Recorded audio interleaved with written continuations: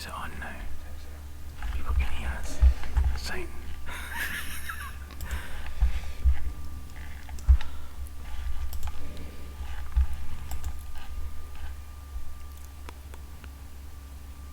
Reviews and chats.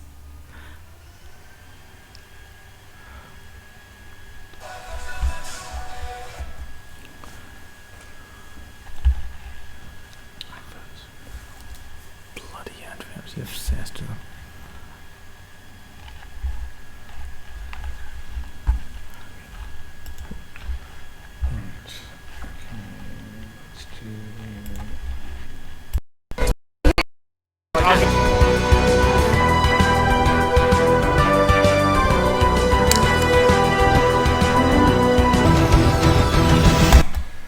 Good evening, the internet. How are you this fine, sunny evening? I'm very well. We're stuck indoors.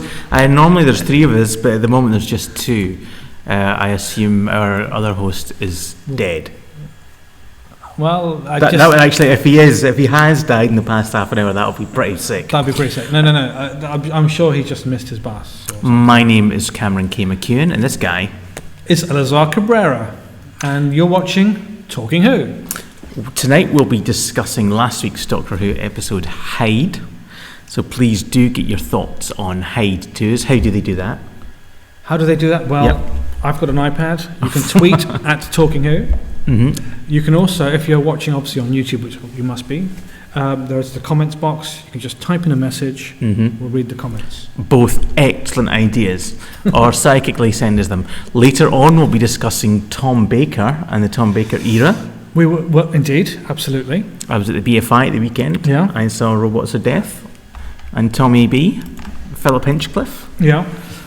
Great times. So we're discussing Robots of Death. How exciting! Yeah, it was. Yeah, that must be like wow. That's like an actual proper icon of the series. Along with Tom Baker and Louise Jameson, so it was quite busy on stage. I'll also be previewing in a very spoiler-free and trouser-tightening way this Saturday's episode of Doctor Who, Journey to the Centre of the Earth. The Tardis. Okay, let's not try any Dodge and the Clear films. Oh, I'm so sorry. That's at the Earth's core. Was it the Earth's core? Yeah. With Peter Cushing's in that one, I think Peter Cushing's in it as well. So there is a kind of a Doctor-ish. Was he playing a Doctor in it? He was. He probably was. It was a Doctor Who film, to all intents and purposes. I'm so sorry. Journey to the Centre of the TARDIS, I'll be previewing that in a very spoiler-free and arousing fashion.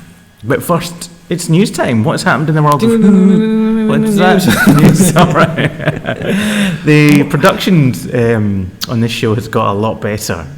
This yeah. Well, we've got brand new graphics. Oh yeah, what does it say? It says tweet and follow Talking Who, and it's the closest thing I get to sort of Gallifreyan. So, in the world of Who, what happened this week? Well, interestingly, the final episode of this current series, they've changed the title. They changed the title? They changed the title, because wasn't it supposed to be called The Funeral of Riversong? No. No? Was that something completely different? Somebody made that up. Oh, okay, so it was made up, was it? There was never a title. Okay. Well, it was never announced as a title, so... It was always strong rumoured, was it? No, it was somebody on the internet would have said, oh, it's called that, because they're idiots. But now it's got another title. It's the name of the Doctor. No, that's the title, as it would make sense to be after having all the stuff about his name coming up. So, it's the name of the Doctor. What do you think his name is, Keith? I think his name is Fred, actually. I think he looks like a Fred. Well, that's what he called Romana when he first met her. Romana Dratna Ludner, he called her Fred. The name of the Doctor, a very provocative title. Very provocative. Obviously, it's going to cause a lot of speculation. The tagline, his secret revealed. Yeah, which is... Of course, the assumption is his being the Doctor, but... Hey, with titles, it could mean anything, really. I would very much doubt we're going to find out his name. I don't think we're going to find the name of the Doctor at all. I think it's just another, the Bells of St. John kind of, let's do something that... There are bells in the Bells of St. John. No, there's a phone in the Bells of St. John. Well, you actually hear the Bells of St. John... Oh no, that's St. Paul's. You're thinking of St. Paul's. Yeah. No. There was a phone. Phone ring. Yes. In the Bells of St. John. There wasn't actually a bell. No, I think it's a typical Moffatian Yes, My fishing- like the Doctor's daughter. Yeah. She's not really the Doctor's daughter. Well, it's she's not the Moffat, Doctor's- but yeah. but she's not, you know. But like the Wedding of title- River Song, The it Wedding- wasn't really because the Doctor's wife. It wasn't Yeah, really, almost. you know. It's all.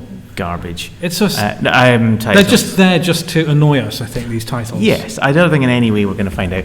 Although I will come back to this, the name of the Doctor, in my spoiler-free preview of Journey to the Centre of the TARDIS, because it plays rather large in that episode. Okay. Yeah, without spoiling it. Without spoiling Don't worry. Indeed. So yeah, very much people are thinking, oh, a lot of people are upset saying, oh, you can't reveal that. You know, internet, of course he's not going to reveal it. I mean, that's just stupidity. If you think he is going to reveal it, he doesn't have a name. Does he? He chose the name, remember? It's He's a title. chosen. Well, that's a title He's chosen the name The Doctor.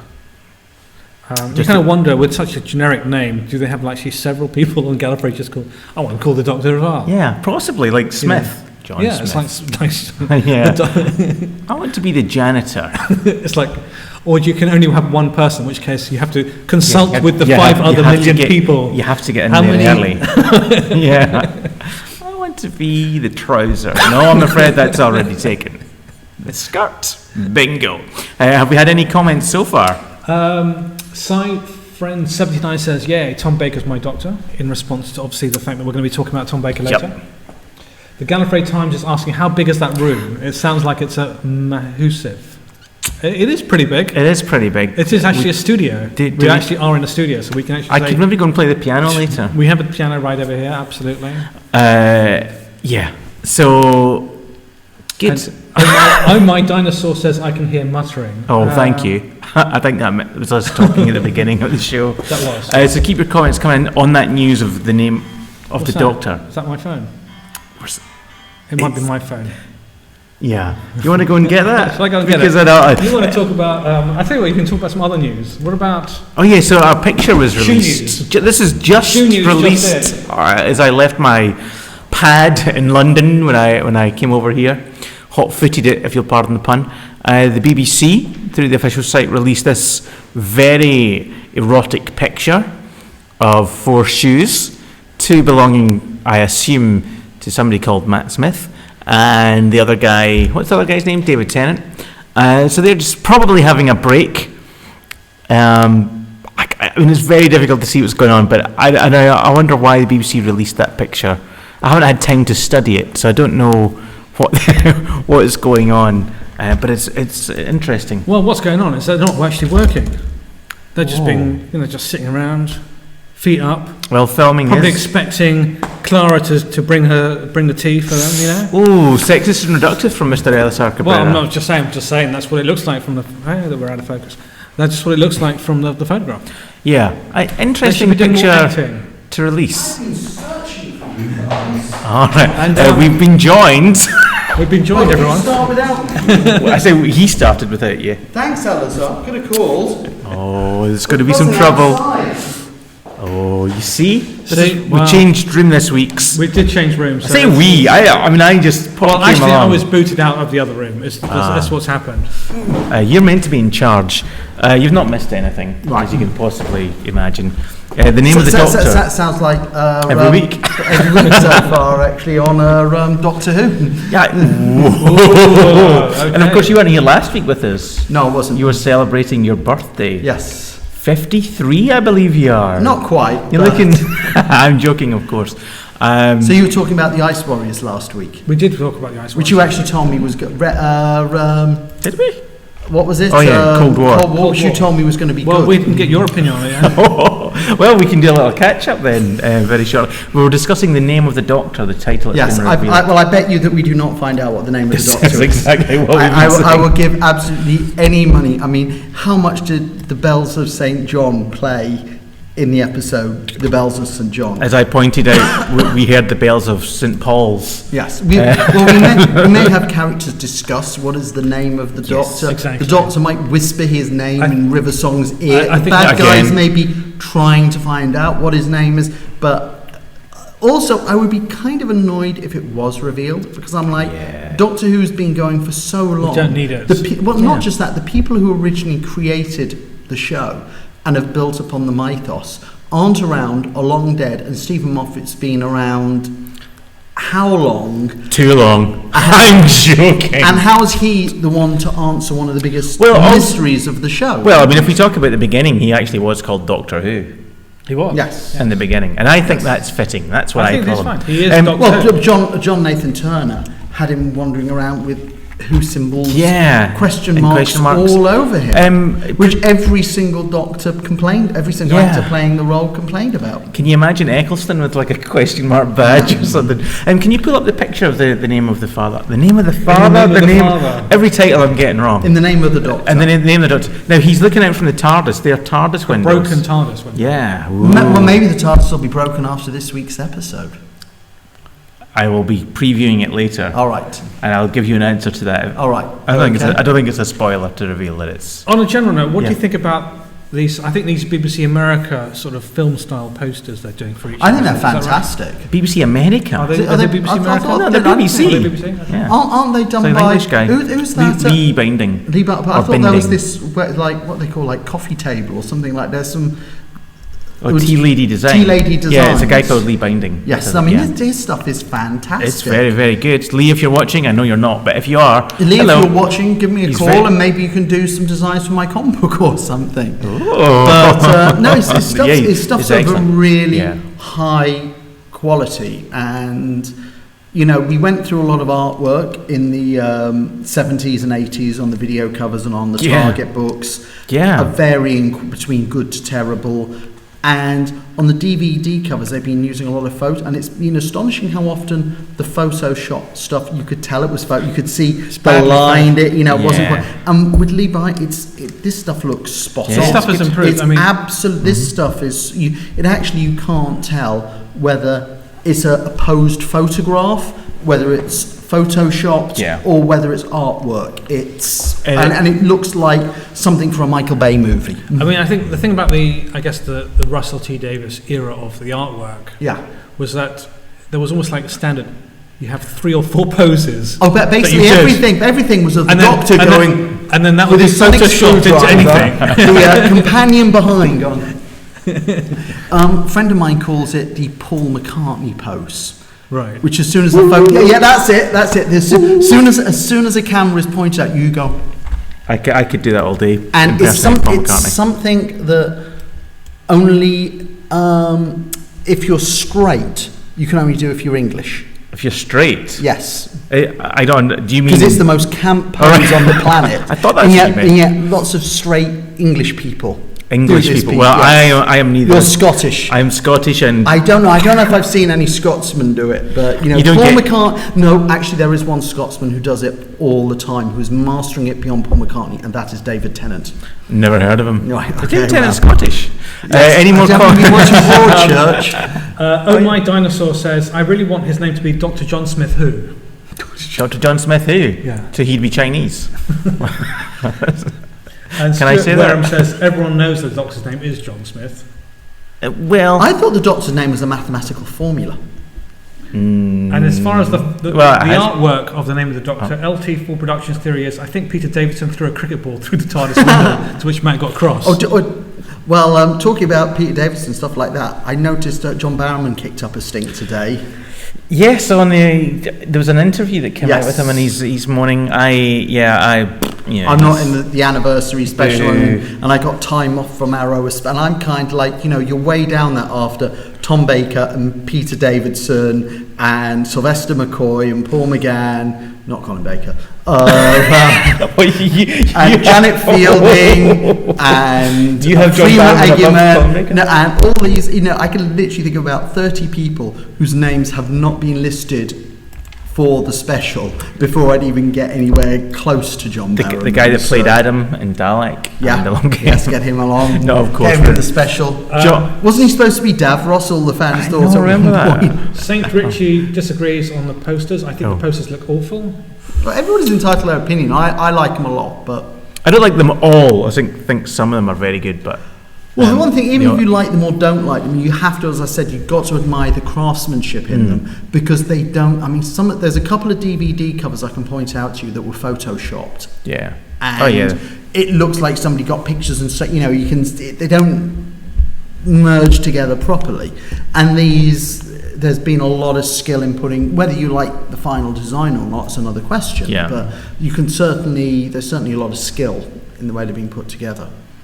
SciFriend79 says, I always thought his real name was Theta Sigma from Armageddon Factory. Well, that's supposed to be because from Drax. Well, when they're in the academy, they have a mathematical formula, is their name. So Theta Sigma is part of the mathematical formula. Drax calls him Theet as well. Yes. Yeah. Well, if you buy the Making of Doctor Who from 1972 by Terence Dicks, got a picture of John Pertwee with a Silurian in it, and it's the only time it was published. It's got an entire chapter which is the court documents from the Doctor's trial, the second Doctor's trial, and in it they have the mathematical formula. That is, they have a mathematical formula written, and they write alias the Doctor.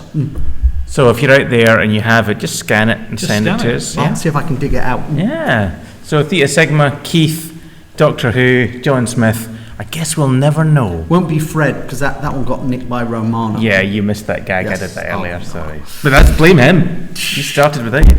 Anything else news-wise do you want to discuss? What else has there been? That's kind of it, really. I think that's been it's it. Been quite a week. It's been quite a week, yeah. Quite a week. Well, there was a huge amount of announcements the other week with the 50th and all kinds of stuff, and it's kind of like there's not much more they can announce. I'll tell you what's been really interesting. So obviously they announced the big convention, and then suddenly they're for weeks, and there's not even any way to get tickets, or it's not a convention.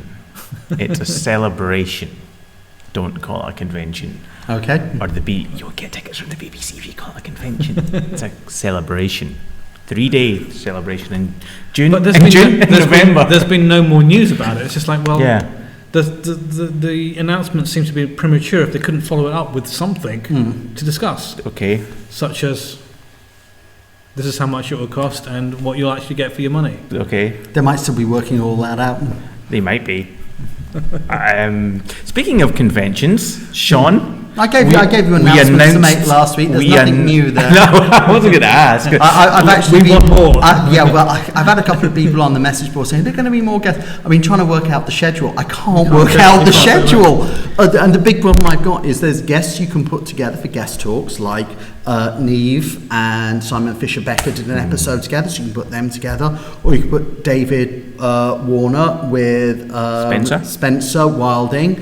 But then I've got people like David Bradley or people like that who are kind of on their own. And at the moment, I've worked it out to about 6 guest talk slots when there's only about 5 spaces.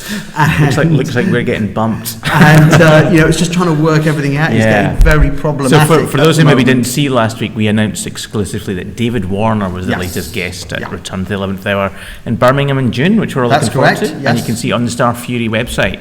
And I think the main thing is we've got Catherine Tate coming along. Tate, can you believe that?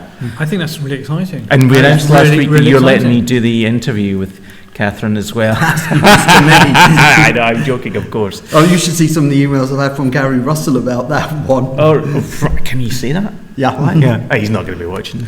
Getting Catherine Tate, that is a coup. First time ever in the world she's done a convention. Yeah. And she's doing it with you. Just like Billy. Just like Billy Piper, yeah. All the big people. Well, at least 2 of them. All the good people. And on, if I may worship you a little more, Sean, I was speaking with a good friend of ours, Eve Myles, yesterday. All right, yes. And we were talking, she's doing Invasion with you. Yes, and we've now got Naoko Mori. Yes, I noticed. It as well, who doesn't really do many event. You get certain Torchwood people like Kai and Gareth who are like, if you're opening up an envelope, suddenly they're there. Wow. If you're watching, guys, love your work. They're great and they're fantastic at events, but we see them all the time. Whereas Naoko doesn't really do very many of them. So that's Invasion, and that's at Heathrow? That's in Heathrow at the Renaissance Hotel next week. And we've got Thomas Dekker from Terminator. Who else we got? We've got 2 of the cast from Dollhouse. We've got a whole range of it. There's about 7 genre sci-fi. So I was chatting with Eve Myles, yes. and I said, we'll see you out there. We're going to pop by. And she said that you're one of the nicest people she's met in the convention circuit, and also you organised the best. Well, she's only done one, which she said that was the best fun she had. Yeah. So that was because we made sure the green room was properly stocked with white wine. all weekend.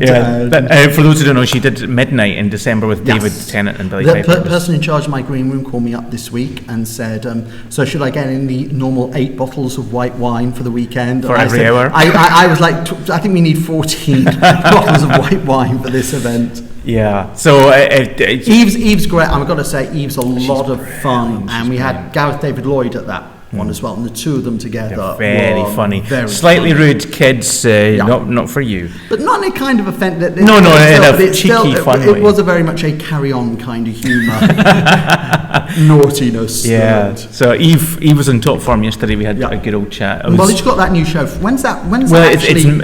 They've not Frankie.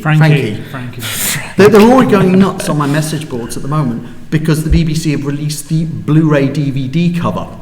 And then people are going, we haven't even seen it yet. There's no date, but it's mid-May. You heard it here first. I probably shouldn't have said that, but I don't get. You know what happens with these TV channels? BBC just announce when you're going to show it. Don't lock anything in until 11 days before broadcast. Yeah. That's ridiculous. You know, it's people. To do with radio times. But people want to know and plan their TV schedules and when a new show's starting and everything. So I saw the first episode. Is it good? Now, although this is a different show, it does have a big Doctor Who connection. It's got Dean Lennox. It's got Dean Lennox. Dirty Dan was in Doctor Who. Dean Lennox, yeah, of course. He's not in it though. Well, his floozy Jan in Dirty Dan, of course, is in Robots Tracy of Death. Another one. Isn't she? Robots of Death.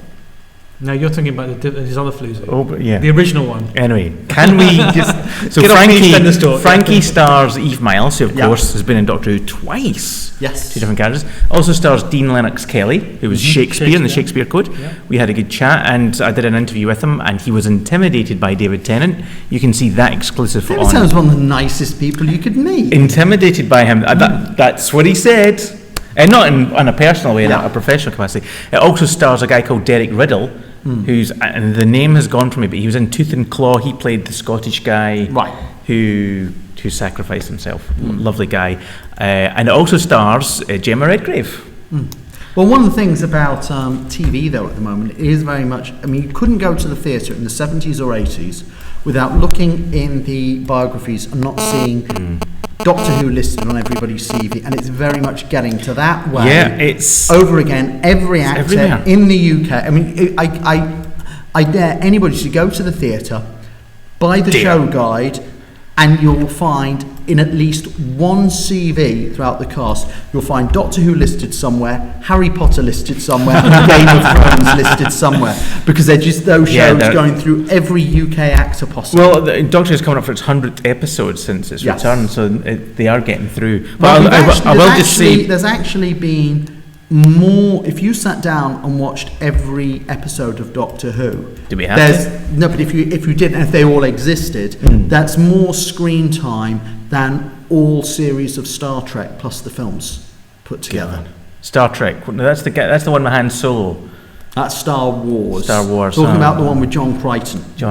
You lost me. So Frankie is very good, and the first episode features a very funny Doctor Who joke. Speaking of Doctor Who jokes.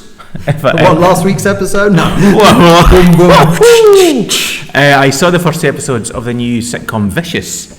Wow, yeah. All right, there's amazing. A Doctor Who joke in that, isn't there? There is huge Doctor Who jokes. It stars Derek Jacobi and Sir Ian McKellen.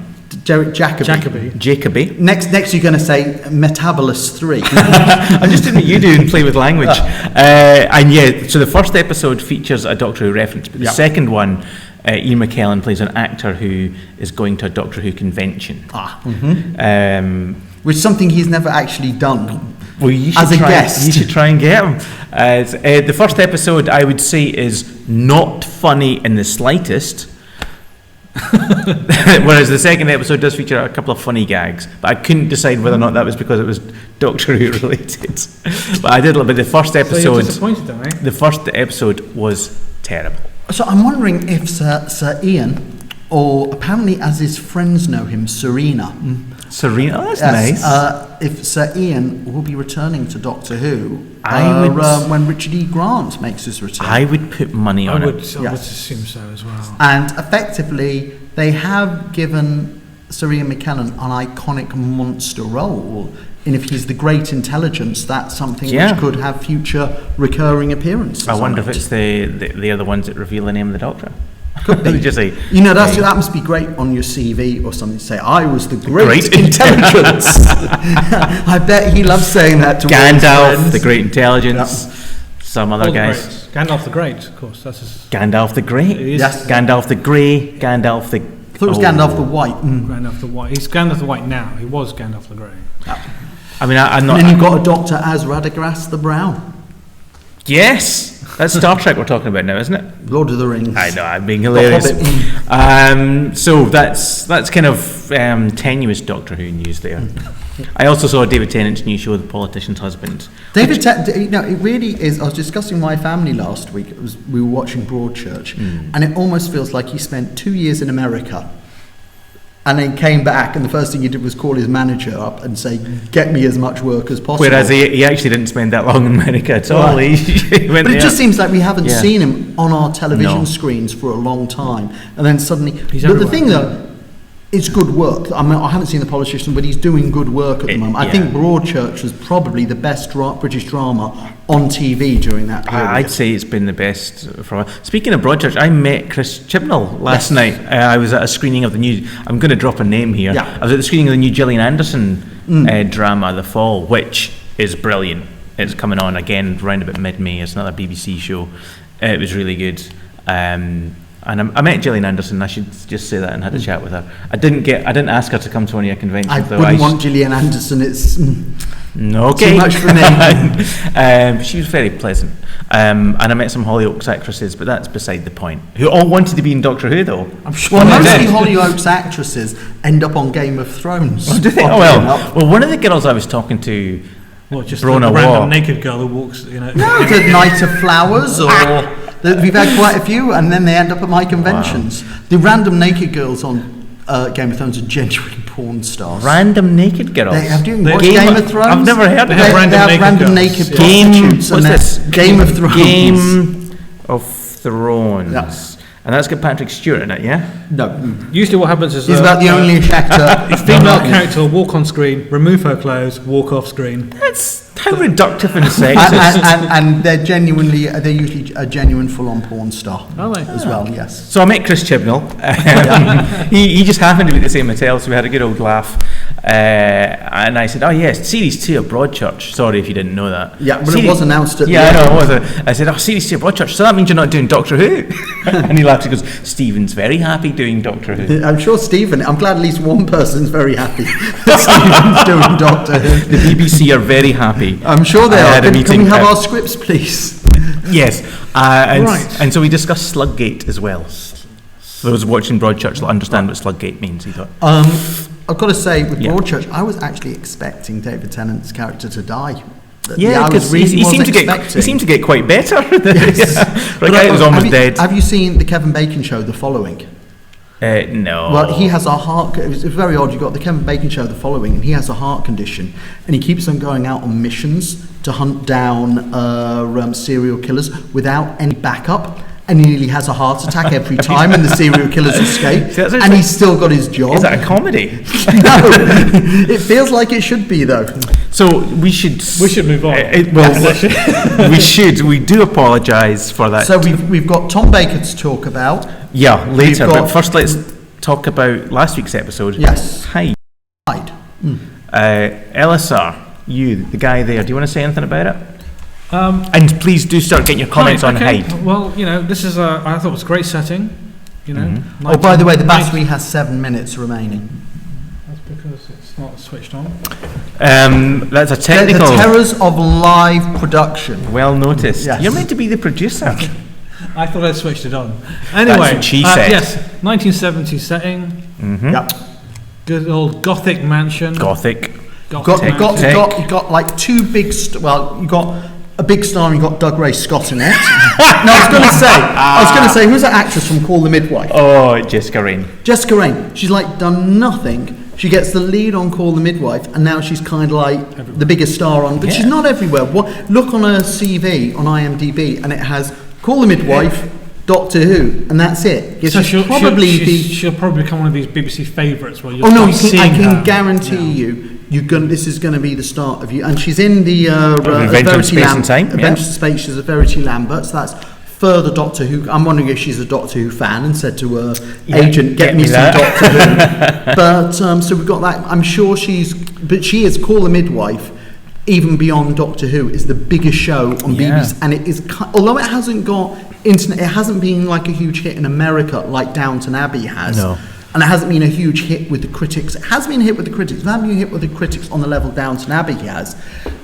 It is actually, Call the Midwives is actually the number one rated. It's beyond Downton Abbey. It's the number one rated drama show on British television at the moment. Put me off the highest rated. It put me off having sex. Anyway, back to Hyde. Okay, yeah. So Gothic, great setting. We've got two of the biggest stars on British television. Two very heavyweights. You wouldn't have classic Doctor Who. You wouldn't have had two actors of that level. No, on it. No, well, you're right. Absolutely, full stop. But you've got a great concept. A ghost story. There's a ghost. Mm-hmm. Doctor's there. It's a mystery again. And it's a bit like going back to the demons, where it takes something supernatural and then gives it a scientific, plausible explanation to what's going on.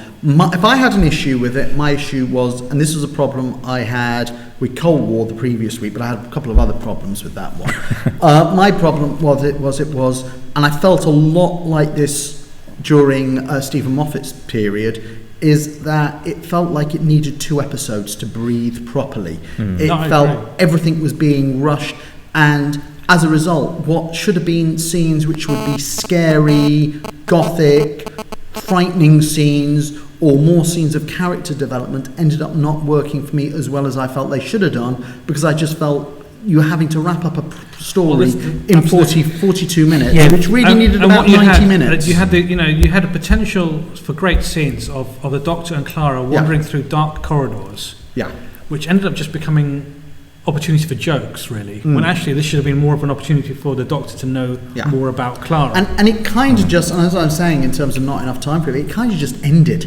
It just stopped. I mean, the plot line was resolved, but it still didn't feel like a proper ending to it. Do you think that's because the time traveller, the woman, we know so little about her? We knew nothing about her. She was just a, what do you call it, Deus Ex Machina, or however you say it. She was just a plot device, and there was no attempt, really, to give her any personality, but when I say there was no attempt, there wasn't any time, because if you'd spend any time trying to develop her, they'd spent time trying to develop the other characters. So she ended up becoming superfluous, and I almost felt like if that had been a classic Doctor Who story and at 4 episodes, you would have had an entire episode which would have been the Doctor and her in this pocket dimension, probably a bit like the episode in The Deadly Assassin, trying to survive in this dimension.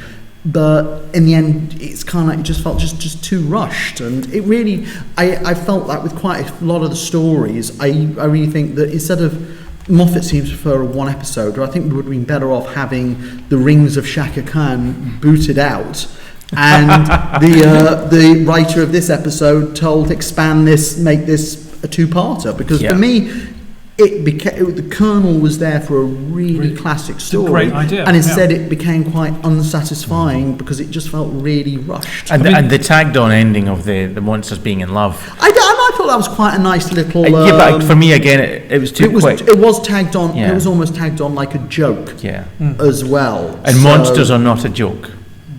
No, but this goes back to the whole Galaxy 4. This goes back to, did you watch Galaxy 4?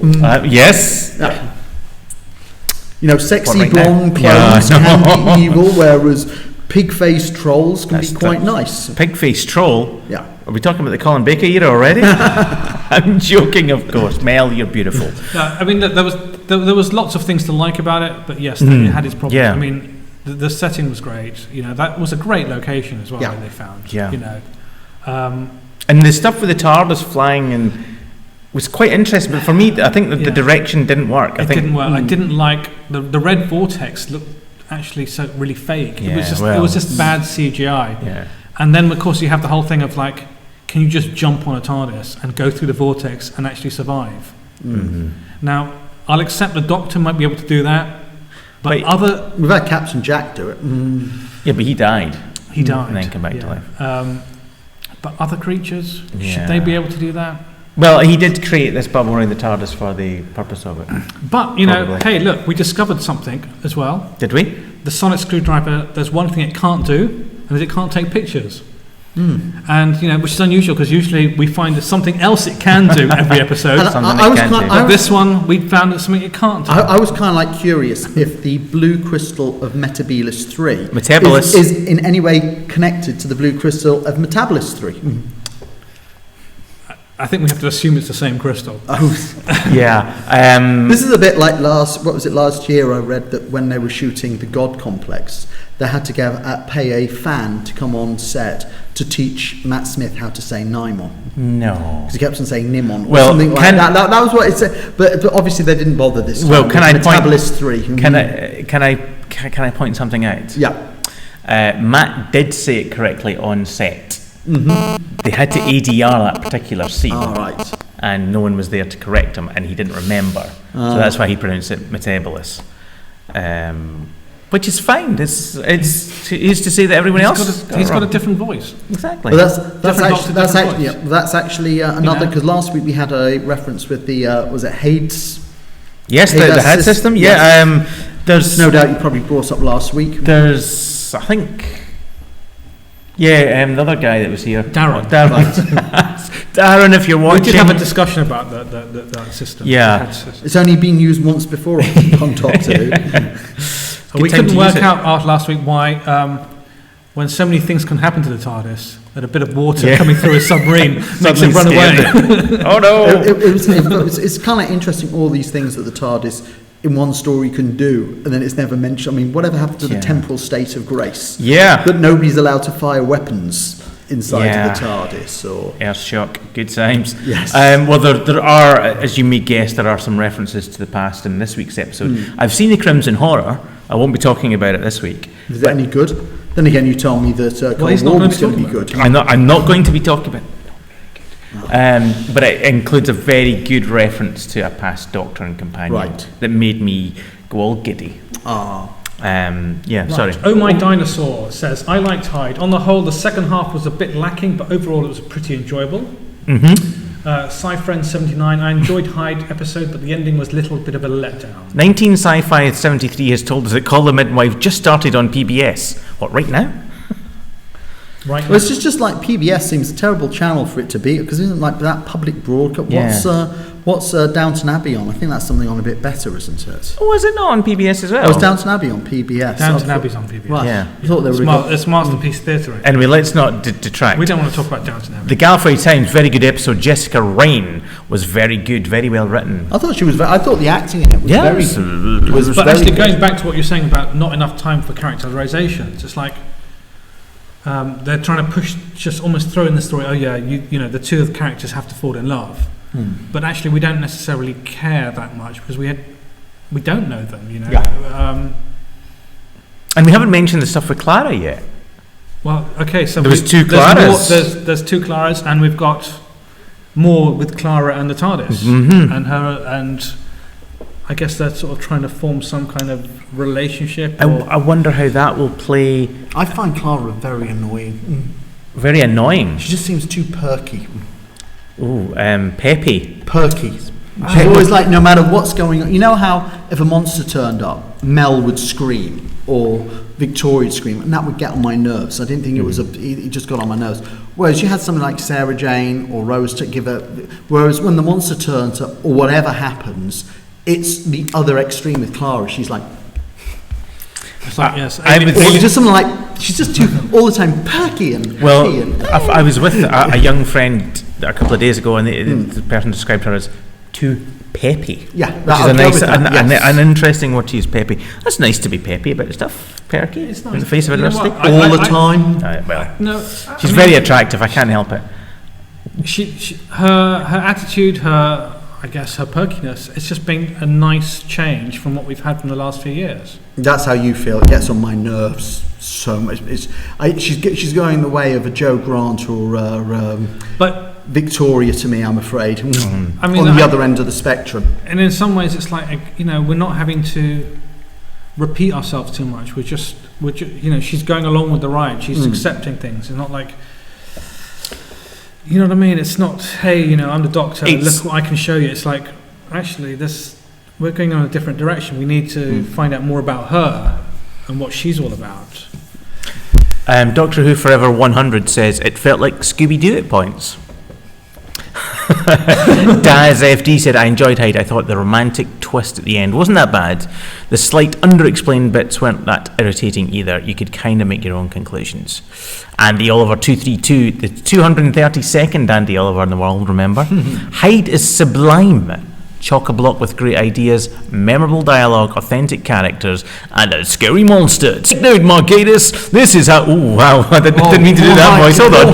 Poor Mark Gatiss. Take note, Mark Gatiss. This is how you write Doctor Who. Take a bow and you'll cross. Well, I mean, any other BBC drama series would fill out the 1 hour slot to 58 minutes. Yeah, but they're doing this slot for America because basically when they originally did it, it was done at the American hour to sell it to the American market. This, if you're doing this kind of drama, we do need that extra time, and it does feel like it should be. Sorry, it should be pointed out. The BBC America don't show it with adverts. I know that, but originally that was how they designed it, and they basically wanted an American. It does feel like bits of script shown on the Sci-Fi Channel for it feels like bits 4 of years. script have just been cut out. It does. But then again, on the other hand, during its first 2 or 3 years, a lot of Russell Davis's stories didn't feel like they could last longer than 30 minutes.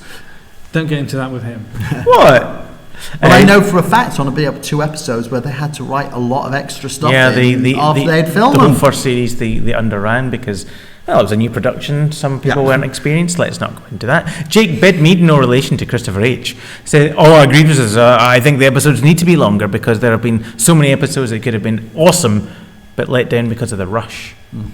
Gemry 34, am I pronouncing that correctly? I think that is Gemry 34. Gemry. My friend and I initially thought the Ghost and Hyde was the past version of Clara from The Snowmen.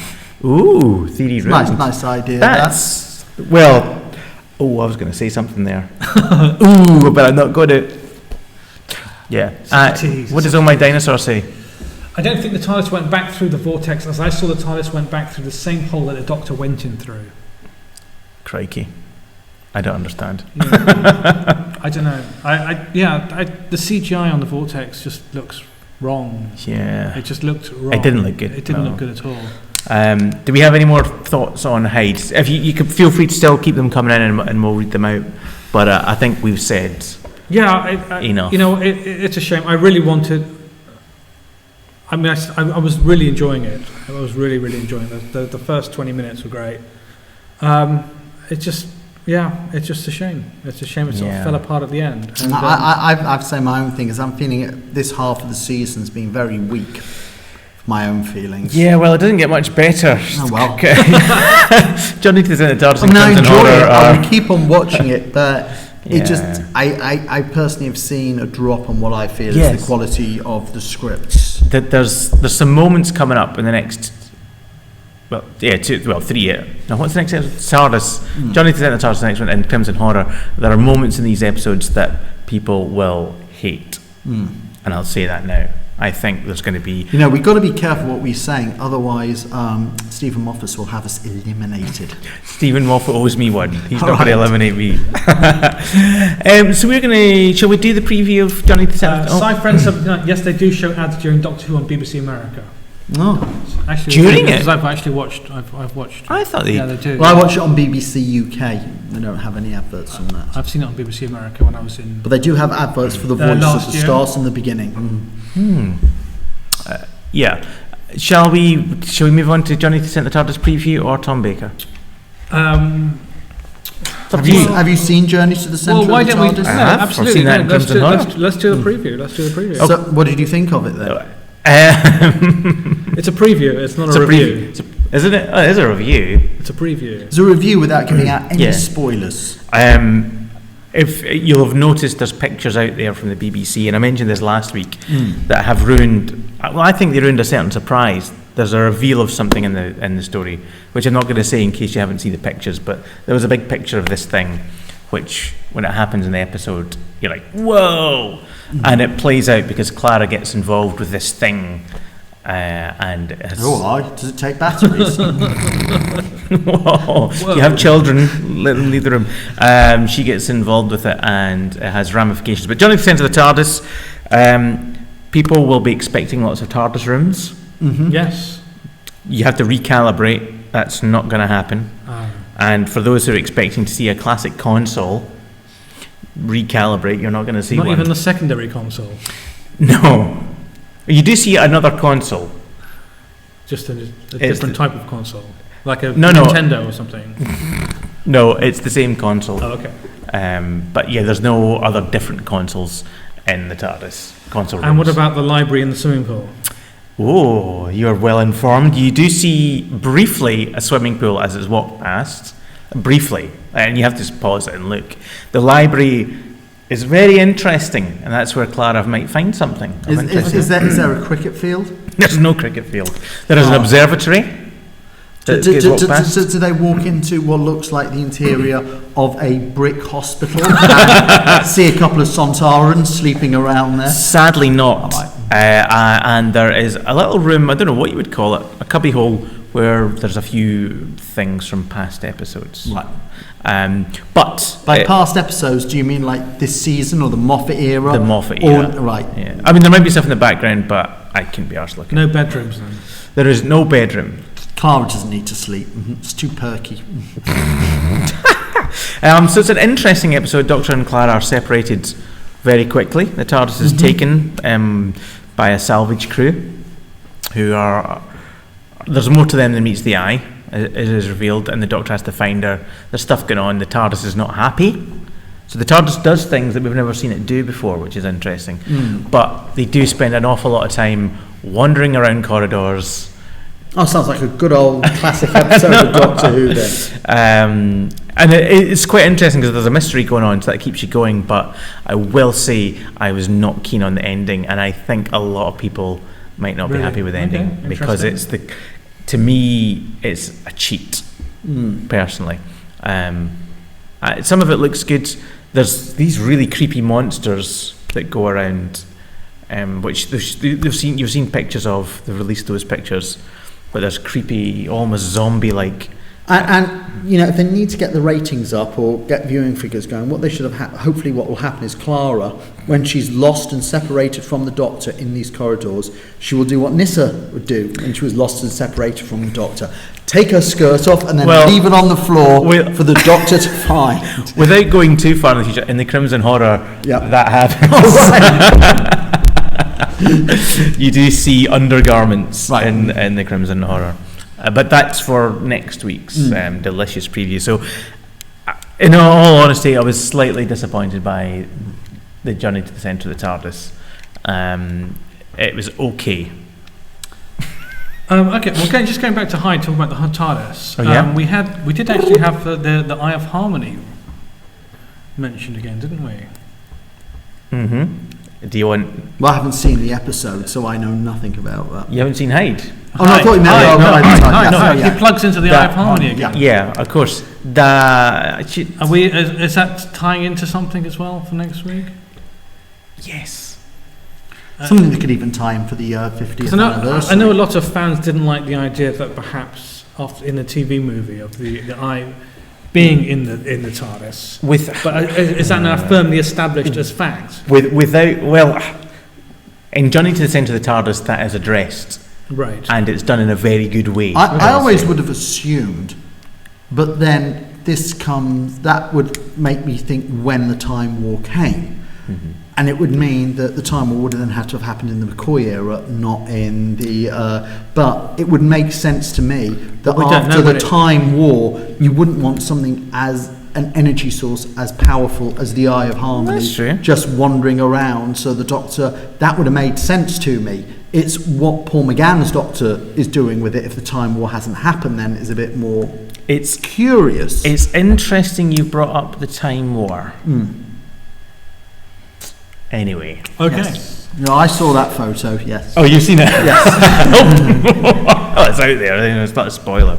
So it's 2 weeks, 2 episodes this season has been a mention of the Time War. I wonder if that'll play out at all in the future. Well, the Time War's a big thing with it's a huge piece of mythos to the story that was added by Russell T Davies. Lovely, and Russell. the fans were always wanting to see the Time War played out. However, I do think there are certain things which are alluded to in a storyline, as happened in the past, which the fans go, we want to see that. And the fact is that if you go back and do it, you can never do it justice. Yeah. And I think a very good example of that would be Ben Kenobi versus Anakin Skywalker, which for like 30 years was like, oh my God, that was just like the greatest piece of mythos ever. And then they showed us, and you're like, let's not go. It was okay, but you could never live up to the expectations. No, I agree. People's expectations. I wonder. You mentioned the McCoy. I wonder if the Time War could bleed back into other Doctors. Well, the Time Wars, according to Russell T Davies, the Time War started in the Pertwee era because he says the Doctor being sent to the Daleks' home to the Daleks' planet Spiridon was part of the first act of the Time War, and the second blatant act was Genesis, and the Time War was started by the Time Lords as a retroactive preemptive strike against the Daleks. I wonder if that'll play out in an episode in the future. So it's whether the Daleks are coming back this season or coming back for the 50th, because we've got the Zygons theory out. But then again, was that something to draw our attention away? Is there just one Zygon who turns up for a scene? There's been a picture with two Zygons. Oh, right. Now, I wonder if I should say this. Well, I don't know. I won't know. Well, they're releasing pictures of stuff. This is you can guess that it's going to be seen on location. Yes. Well, I said this months ago. They're taking charge now. Anything that's seen on location, they're taking charge. There's nothing you can do on location that isn't going to hit the fan pages or the national press. But what they do on set, they can control whether that gets out or not. But as I said, the Zygons, it could be just a one scene flashback or a one scene thing just to or they could be the main villain in it. Should I say? But then again, I don't think they would spend that money on those costumes. They're in it. It's not just like some people thought it was just like an opening thing that they were in it. They're in it slightly more, and there are two Zygons, and yes. Anyway. Wow, that silence. Wow. Anyway, what are they? When are you going to watch Nightmare in Silver, Cameron? Ask Andy Oliver. Tomorrow, I hope. So Andy Oliver 232 says. Andy Oliver 232 says all the endings nowadays are rubbish.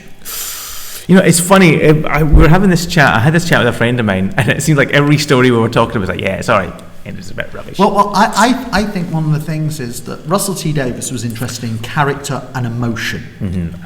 And that I felt the character and emotion was more important. The storyline came secondary to character. So you would actually have endings which sometimes went on for 5 minutes, because for what was important to Russell T Davies was where is the Doctor, where is his companion at the end of the story. And I don't mean physically where they're at, but emotionally, mentally, what place they're at. And time would be given for the Doctor and his companion to have a little discourse at the end of the episode. It's like at the end of the end of the world. Christopher Eccleston takes Billy Piper back to Earth, and you kind of they have this chips and chat about what they've experienced. Whereas Russell T Davies, I think, plot is more important to him than character. And Stephen Moffat, and he's shoving so much plot into an episode. I would say, I don't know if plot's the right word. He's into creating events and moments. Plot wise, some of the things that we've been given aren't actually stories. They're just a sequence of events, which it's fine now and again, but we're getting very few actual stories, I think. I felt last season it's a case of that the Ponds have their child kidnapped off them. Yes. And when they finally get their child back, she's as old as, if not older than them. And if that had been Russell T Davies, you probably would have had 20 minutes of an episode of them discussing how they felt emotionally about this. Whereas at Moffat, at the end of the episode, they're just in the garden chatting about where's the doctor, and they seem rather cool about. The other thing you would have had is, like, for that second half of the series, you would have had the parents concerned about their daughter. Yeah. Which all the writers seem to miss. I think that's because they didn't have a proper script editor at the time, personally. But let's not talk about the past. This is Doctor Who. It's past, present, and so future. that's the spoiler-free preview of Journey to the Centre of the TARDIS. So we've got. Are we going to do Barry? Baza? Baza. Well, Hyde was a horror-style story. Is Baza watching right now? Baza, are you watching right now? I haven't seen him in the chat room now. Boo to Baza if he's not here. Let's not play So Hyde is like a horror-inspired story. So he's going to talk through Doctor Who. So he's picking specifically Tom Baker. Well, era, Tom Baker was the horror era, which is the horror era. So, yeah. And that leads into our discussion in Tom Baker. So let's head over to Baza. Hello, Talking Who. It's Barry Aldridge here. I'm back there with another top 5, and because of the episode Hyde last week, I'm going to do a horror-themed top 5 for Doctor Who.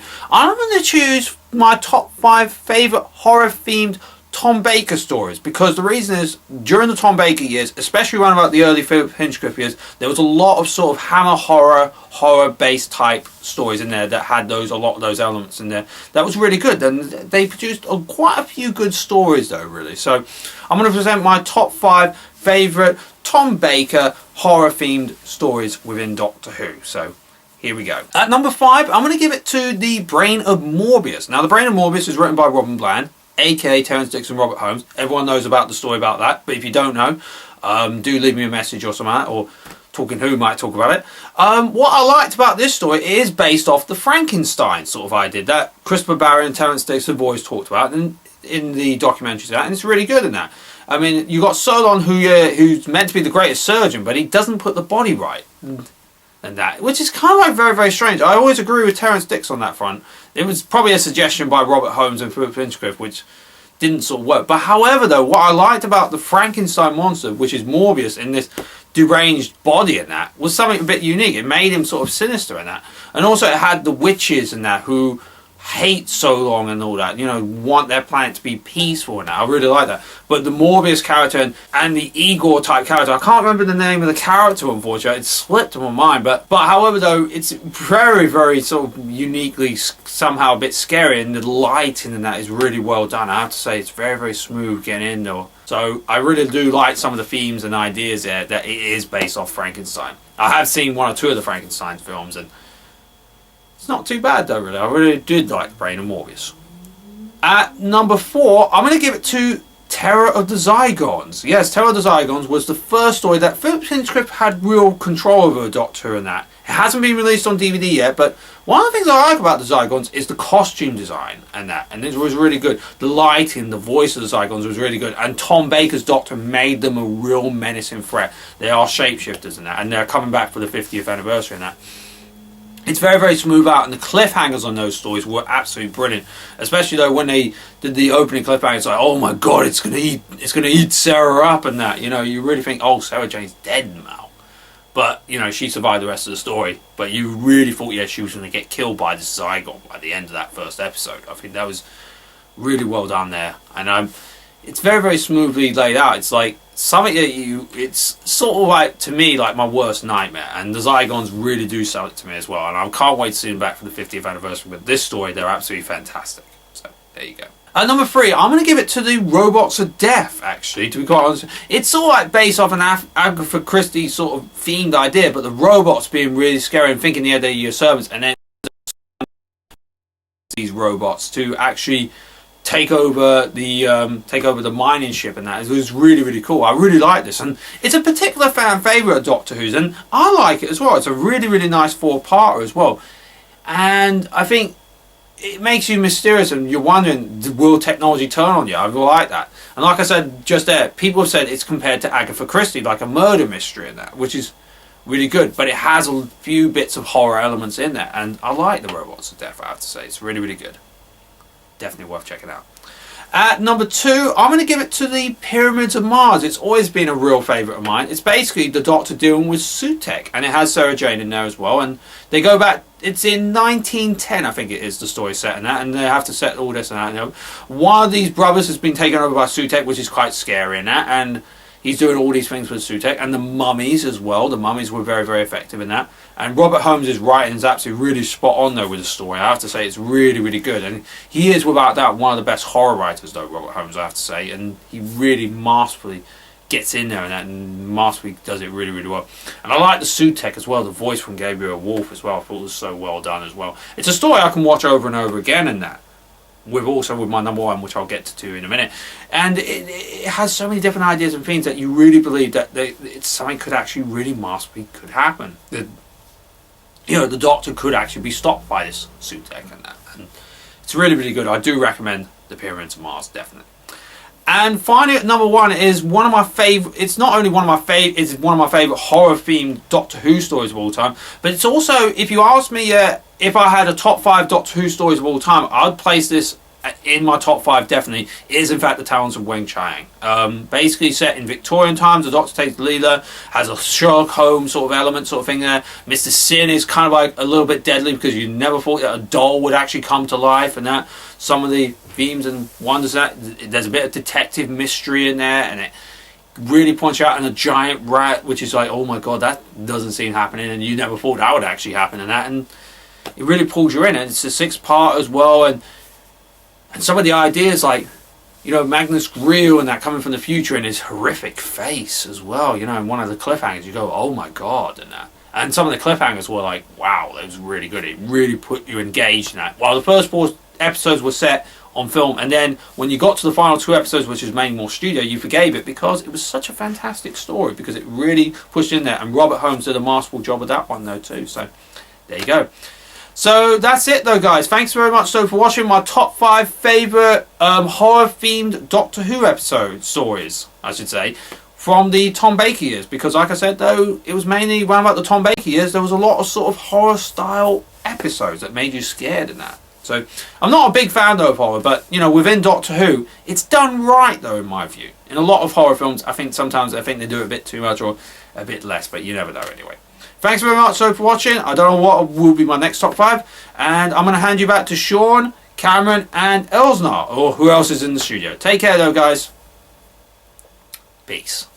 So, Talking Who, it's Barry Aldridge here. I'm back there with another top 5, and because of the episode Hyde last week, I'm going to do a horror themed top 5 for Doctor Who. I'm going to choose my top 5 favourite horror themed Tom Baker stories, because the reason is, during the Tom Baker years, especially around about the early Philip Hinchcliffe years, there was a lot of sort of Hammer horror based type stories in there that had a lot of those elements in there. That was really good, and they produced quite a few good stories though, really. So I'm going to present my top 5 favourite Tom Baker horror themed stories within Doctor Who. So here we go. At number 5, I'm going to give it to the break. We're back. Sorry, we missed it. Oh, what happened? What did you do? I don't understand. I'm really confused. We missed the end of the. And it re-looped back into itself. Oh my god, right. We are so sorry, Baz. We were just getting in a chat because we were discussing Tom things. Baker at the 50th anniversary. Yeah. Yes.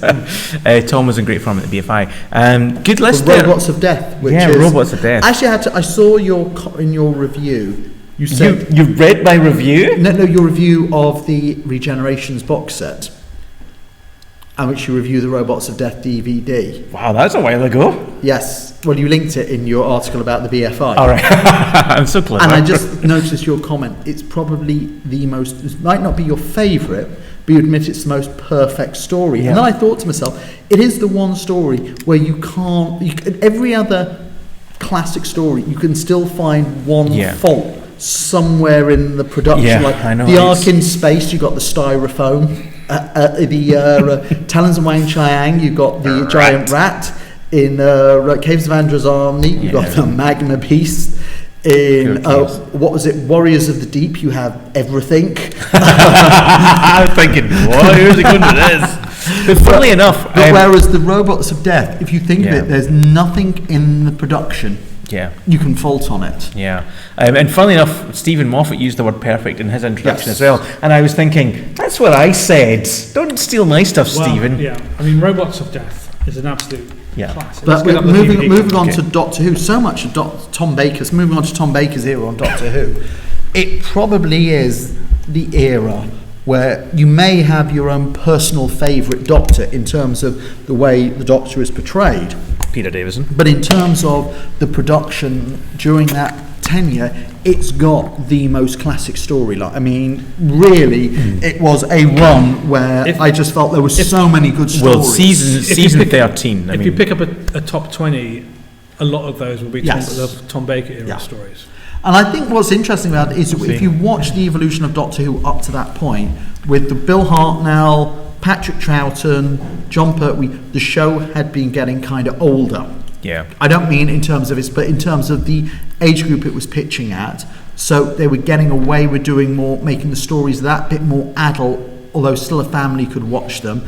And this was a point when Doctor Who was paying dividends for the BBC and viewing figures as well, because you had Grandstand, you had the sports on in the afternoon, Basil Brush, and all that stuff, and then you had Doctor Who perfectly placed, this show which the kids would watch, but which the dads would stick around and watch with having watched the sports, and that kind of like was the linchpin of keeping the audience together for the BBC for this Saturday. And it's still like that now. BBC using Bruce Forsyth and Doctor Who as its spearhead. If you can find Doctor Who in the schedules the way they bump it about every week. But you had, with the Generation Game and dramas like The Nanny and Colditz and stuff like. It was a very strong period, the 70s for the BBC. Saturday night was their night of the week viewing figures wise, and you had 3 seasons, Philip Hinchcliffe and Robert Holmes, which are probably the 3 best seasons quality wise in the consistently. shows. Consistent. I mean, there's no stories which you could say are duffs. There's 1 or 2 which are just slightly average, but there's nothing that's bad. No, I would say there's nothing that's bad. To be honest, everybody goes on about, say, the android invasion. I love the android invasion. But it's not a highly thought of story. But then really, it's a story that if it had been in almost any other season, would have been a classic. It's funny you should say that, because I'm currently doing a piece for Den of Geek called 25 Underappreciated Doctor Who Stories. Yes. And Android Invasion is there because it sits between, I think it's Pyramids of Mars and Morbius. Yeah. These giants and all others around it. Yeah. As you see, it's still a great story on its own, and it's got so many amazing moments. And there's actually even other ones like the Planet of Evil, amazing and the Mask of Mandragora, and stories like that, which they are highly regarded. But if they'd been in any other season, that would have been the best episode story that season. But in fact, you had even better, and season 13 especially. Yeah. What can you pick from it when you've got stuff like the Deadly Assassin, the Robots of Death? Talons and Wen Chang. Is that not season 14? Oh, season 14. Just in case anybody. Season 14 for me is the pinnacle of it. Okay, well, for me it's season 13. That's because the thing about season 14, Mandragora is, I think it's okay. I love that. For me, is okay. I love the Mask of Mandragora because I just love the way it's the whole location style and the costumes. I just think it's a really great story.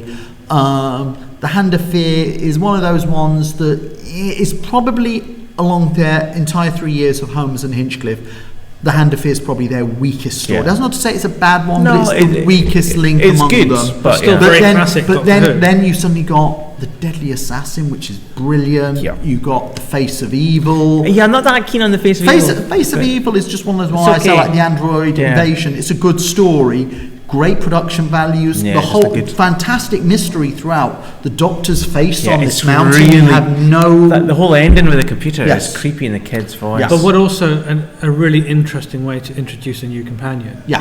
I mean, completely different in some ways. Now, of course, during this period, Tom Baker's era had been getting fantastic viewers, but it had also been coming under incredible pressure from the National, Listeners and Viewers Association, headed by Mary Whitehouse, who were very concerned about the violence on the show. So Philip Hinchcliffe, who was supposed to do another year on the show, was suddenly taken off the show, and Graham Williams was put in as producer. And Robert Holmes agreed to stay on for a period, but Graham Williams was given a remit of tone down the violence. And he also had another problem, was that apparently Philip Hinchcliffe had overspent so much on the talents of Wang Chiang that there was a sharp budget cut on Doctor Who. I didn't realise this before. Philip was talking about how he'd left, and he'd said that the plan was they were going, and then the BBC said, no, we want you to stay. Yeah. And then that went on for a month or two, and he said, no, you can go. I got the impression when I read about it that it was very much a case of the BBC were stuck in this quandary. They're like, this show's huge, it's really popular, it's getting us ratings, and we're getting onto all this trouble about it. Yeah. What do we do? And they were desperately trying to have their cake and eat it. And Philip didn't seem to be that bothered. He was. I mean, he's had a great career. I think, but also in terms of Doctor Who, I think that he was somebody, not like say John Nathan Turner or somebody, but I think he was somebody who was a producer. It was a job. He wanted to do the best job he could on Doctor Who. But if he wasn't doing Doctor Who and the BBC wanted to produce another show, he was fine with that. Would go off and do them. Now Graham Williams' period, well, he got lambasted for a bit, but I think it's much more patchy. But at the same time, there's still a lot of damn good stuff in it, and there's some damn bad. I felt the Key to Time saga, I love that entire, except for the Power of Kroll. It's the weakest one. I like the first three very much. Pirate Planet, Reboss Operation to start with, of course, and Stones of Bloods. Yeah, I love the Stones of Blood. Yes. Coming up in the Broadchurch Who Top 50 very, very shortly. But the rest of the three, I mean, I'm not a fan of androids. I know it does. You want to know something? The Androids of Tara was one that I remember as a kid watching and thinking it was horrible. Yeah. And then watching it as an adult, actually, I felt it was really good. And it was He's an adult. Yeah, but I really actually ended up enjoying that story a lot. And I thought who was the guy who played the villain in it? He always plays Oliver Cromwell. I know. I always felt he would have made a better master than Anthony Ainley. Oh, some Ainley bashing. No, I'm just saying. Yeah. He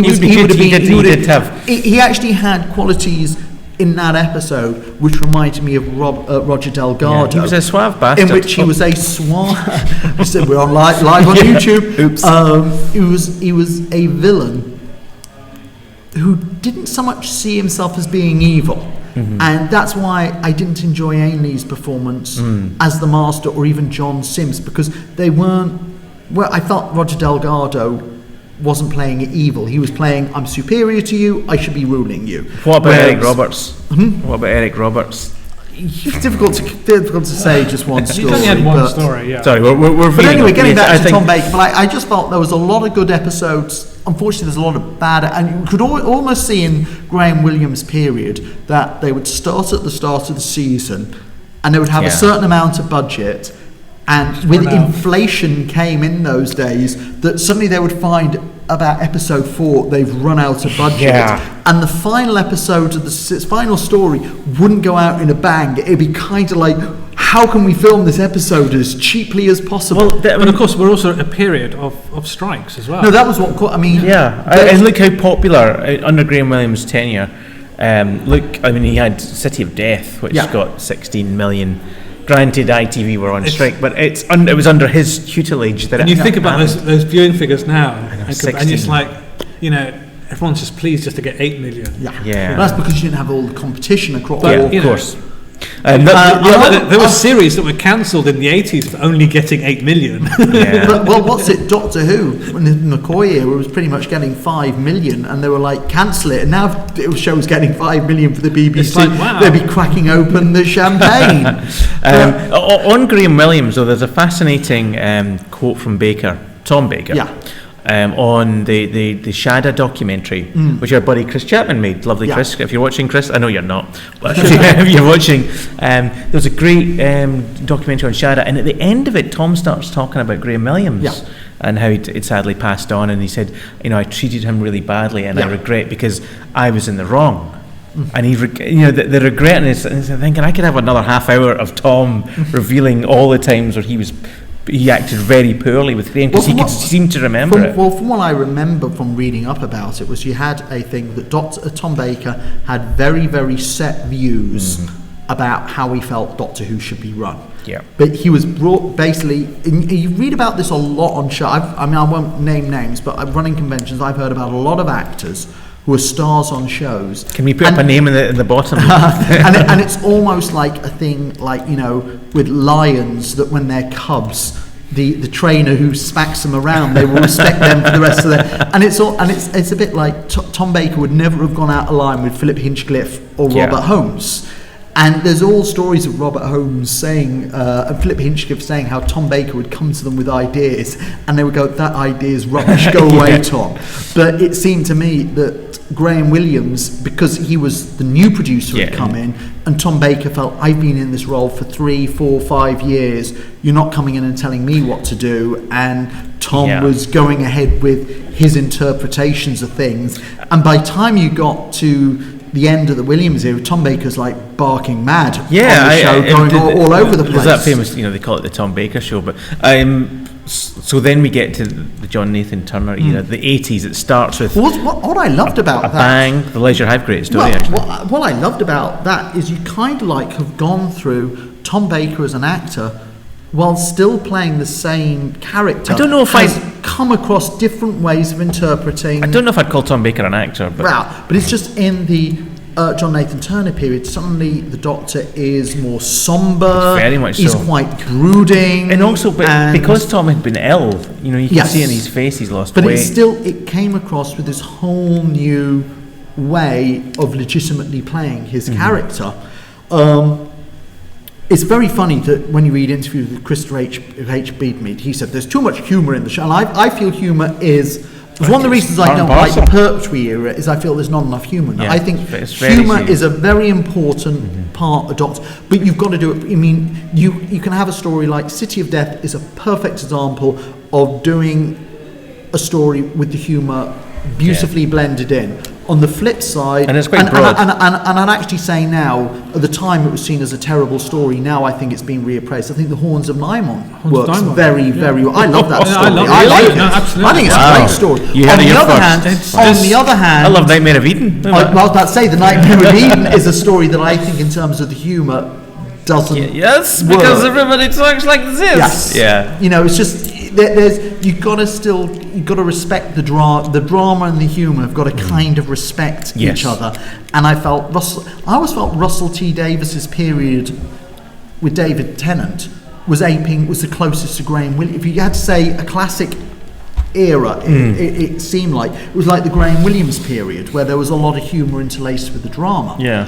But once you get I love that Christopher H. Beadman said we're going to get rid of the humour and have serious science in this. And all the serious science he's put in it it really dates the show now. And also, I laugh anytime Christopher H. Beadman opens his gob, I laugh because he has a go at New Who and all the science, but Logopolis. The Master speaks to the universe. Yes. People of the universe, please attend carefully. But not just also that. It's apparently the universe has reached its point of recursion. Now, scientists actually now say today the universe will never actually repeat it. Will die of heat death is what it will die of, not of recursion. Recursion will never happen. Get it right. Well, I didn't know that. This is what I'm saying. A lot of the science he brought in is actually... And in Logopolis, all the computers were done in base 16. Have you ever seen a computer that works in base 16? No. Yeah. I've got a Mac. But... and it's also in Logopolis, it's the fact that the Logopolicians, or whatever they're called, are doing these, charged vacuum... CVEs, to stop the universe from shrinking. Because of entropy. But Tom Baker, the Fourth Doctor, creates one more charged vacuum. How long's that? And it's, if you look on the documentary on the DVD, they flash up on the screen for a few seconds Barry Letts' notes, which rip the story apart, pulling up all stuff, like you saying, the Master speaking to the universe on his little stick, and just things like that. Yeah. Christopher, really, come on, you can't criticise when you've done that. Yeah. I felt that season still had some fantastically good stories. You had, I think, Keeper of Traken. We were talking about Robots of Death being a perfect story. I think Keeper of Traken is definitely a story that you look at the production of it. There's nothing in it that's embarrassing. The Melkor is a brilliant. And it's a fantastic mystery that has a whopping punch at the end of it when the villain is revealed, and it's a great story. Leisure Hive, I still think holds up very well today. Great. I'm writing about the Leisure Hive at the moment for Warrior's Gate. It's interesting. Is it's one of those ones like Ghostlight. You have to watch a few times to try and work out what's going on, but it's very well directed. Ghostlights. It's very, very well directed. No, Warrior's Gate is a creepy story. And I got to say that Tom Baker, it's literally like if you randomly picked out any story from his era, you're more likely to get a classic. And shall we? I mean, we've been wittering on. We've only got 10 minutes left. We've got some comments, and we can go on as long as we like. Nobody's going to pull the plug. So we'll start thinking about what our favourite Tom story is, but let's see what everyone else has been saying. Michael Allen, it's a real shame Shada wasn't made. It would have been great. I don't agree. You want to know something? Shada's one of those ones that we'll never know. It's one of those stories that the location footage that survives looks fantastic. Skagra is one of those villains that I think I'd had to have seen it all, because he could have been just completely over the top, or it may have worked. And the final scenes on Shada, on the prison planet, when there's apparently a Dalek and a Saigon and every monster comes out to attack them, that could have been brilliant, or it could have been embarrassing. It could have been a great story, could have been average, could have been terrible. I don't think it was Another City. I don't think it would have been Another City. No, I think the story itself isn't strong enough for a six-parter, to be honest. But first, you want to read these? Michael Allen, Terror of the Zygons, great direction, great monsters, great Dougie Camfield. It is one of those ones we were saying about how it's one of those stories that it's just the Scarrison. Everything in it is so good. And then at the very end, you have that Scarrison turn. I just love the way it's going like this, and you hear these screams and car crashes. Well, you would. And it looks so cuddly and nice. Terror Zygon's coming out on DVD later this year. It's such a good story. Even the music too. I love the kind of like they didn't have. Who was the guy who did all the music on Tom Baker's? Well, it was Jeffrey Burton that did Zygons and Seeds of Doom. And he did Dudley Simpson did it all. Dudley Simpson didn't do it, and it actually worked having a different composer. But Burton's work on Zygons and Seeds are just phenomenal. They released that great album. I have to actually say another thing is, you ever show me a classic story, if it's more classic Who, and if it's more than 4 episodes, my thing is like, oh my god, this is going to be a slog. And yet Genesis of the Daleks, Seeds of Doom. I might disagree with you on Genesis. Because I think Genesis does a lot of to and fro. It's still Seeds of Doom works really well. I think because you've got Talons of Wang You've almost got a two episode story, and then you've got a 4 The only six-parter of Tom Baker that I don't like is The Invasion of Time. And it's a stinker. But that's one of those ones where it's very clear that the budget ran out halfway through, and they basically said, "What? We got no money. What do we do? Well, we've still got the set here and some of the costumes from the Deadly Assassin." Cobble together a plot and we have some of the worst actors playing. Is that a song? Oh, Gavin, I'm so sorry. Bosh. Is that a Vardan? Thank God for the DVD. I mean, that is one you definitely have to watch with the CGI. Because the Vardans look like Christmas decorations otherwise. Tin foil aliens. Shall we take a more detailed look at the Robots of Death? Such a good story. Do we have time? We have all the time. Look, it's Doctor Who. Okay. We have as much time as we want. As I said in my review, which you read, thanks for reading. Well, it's nice to know. Did you read it? My review of the didn't need to read it. No, it's I'm going to listen to you instead. What some of the great things about robots, Tom and Louise work brilliant. And there's a beautiful scene in Robots where they get kept in the room, and she doesn't know how to sit down on the sofa, so she's like all awkward and stuff, and she calls them creepy mechanical men. Everything to her is foreign. It's a pity they didn't keep that up. That's actually probably the worst thing on Graham Williams's period, is that Leela, she just suddenly became a savage with a knife, and there was a lot of nuances in that 3-store, and I would have loved to have seen it. They stopped it at what's the one in the lighthouse? Horror Fang Rock. Horror Fang Rock. That was the last. I would have liked to have seen it where she's not wearing her skins anymore, and she's becoming. And I'd like to have seen it by the end of that season. She was more civilized. The Doctor had stopped her using her knife. We got her more, and that all seemed to be dropped. And it was a shame. And also in Robots, she senses people. She has this she knows who's a hunter. She knows, and the design of those robots and the way they walk, the choreography. It's the design of everything in it, really. Yeah. And I even loved almost Art Deco machine. Well, it's actually though, if you think about it, if somebody's going to be sent out on a mission like that, that's going to take 6 months or a year or something like that. You have it designed nicely. Why not make if you're going to have a robot? Why not make them aesthetically pleasing? It's really interesting because it's like this is a mining ship. Yeah, but they all live like as if they're some sort of decadent Romans. Because they're not actually mining. They're just in control of the ship. And I even loved the way some of the directing, like when you had the robots going around, and it was just honing on their feet. They're so scary. The robots look so good. Yeah. And it is a shame that if this is a particular, I don't know when it's supposed to be set, probably the 50th century, because everything is.